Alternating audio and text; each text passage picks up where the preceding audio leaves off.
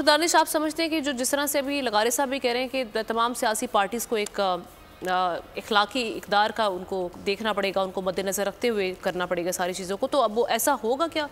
बाकी तारीख अगर देखी जाए तो इखलाकियात की तो धज्जियाँ बिखरती हैं हमारे यहाँ इलेक्शन में। वैसे ही पाकिस्तान के जो सियासी निज़ाम है।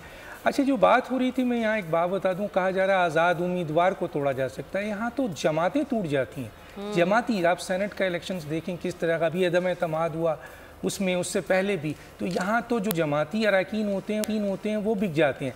अच्छा, PTI के लिए एक बड़ा फेवरेबल चीज़ हो गई है और बहुत अहम चीज़ हो गई है कि ये कानून है, जो आपका कानून है, उसमें कानून के तहत जो आइन का आर्टिकल 106 और 51 है, जिसके तहत कोई भी इंडिविजुअल 3 दिन के अंदर, जो गज़ट नोटिफिकेशन होगा उसके 3 दिन के अंदर किसी भी सियासी जमात को ज्वाइन कर सकता है। अब PTI के लिए जो आज़ाद लड़ रहे हैं उनके लिए बहुत अच्छी बात है और बड़ी अच्छी खबर है कि पाकिस्तान तहरीक इंसाफ एग्जिस्ट करती है। इलेक्शन कमीशन ने ये बता दिया है कि वो रजिस्टर्ड है। चुनांचे वो जब 3 दिन के बाद PTI को ज्वाइन करेंगे तो वो पार्लियामेंट में एक जमात का हिस्सा बन जाएंगे, इसलिए उनको तोड़ना उस लिहाज से नहीं होगा। लेकिन जो सबसे अहम बात है वो ये है कि अखलाकियात इलेक्शन कमीशन को भी और इंतज़ामिया को भी सीखना चाहिए कि तमाम सियासी जमात को आप लेवल प्लेइंग फील्ड दें ताकि वो इस इंतखाबात का हिस्सा बने।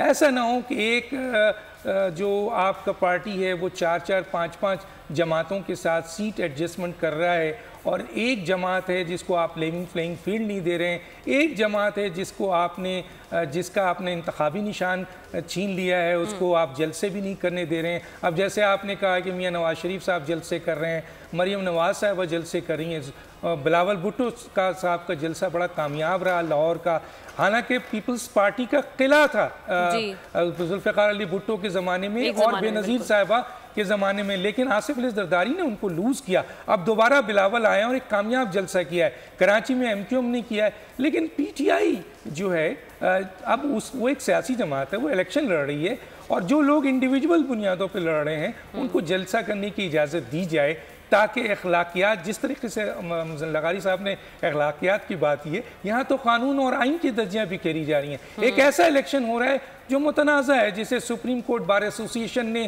क्वेश्चन मार्क कर दिया, पाकिस्तान बार कौंसिल ने क्वेश्चन मार्क कर दिया, सियासी जमातों ने क्वेश्चन मार्क कर दिया, इवन कि कई सियासी जमातें जो हैं वो कह रही हैं लेवल प्लेइंग फील्ड नहीं हो रही है। इलेक्शन कमीशन और इंतज़ामिया ने ऐसे हालात कर दिए हैं कि ये पाकिस्तान का 1977 के बाद 2024 8 फरवरी का इलेक्शन मुतनाज़ा तरीन इलेक्शन होगा और इसके इलेक्शन के रिजल्ट को मैं नहीं समझता कि लोग अवाम मांग सकेंगे। ठीक है, सब्सक्राइब करें और बेल दबाएं ताकि कोई खबर रह न जाए।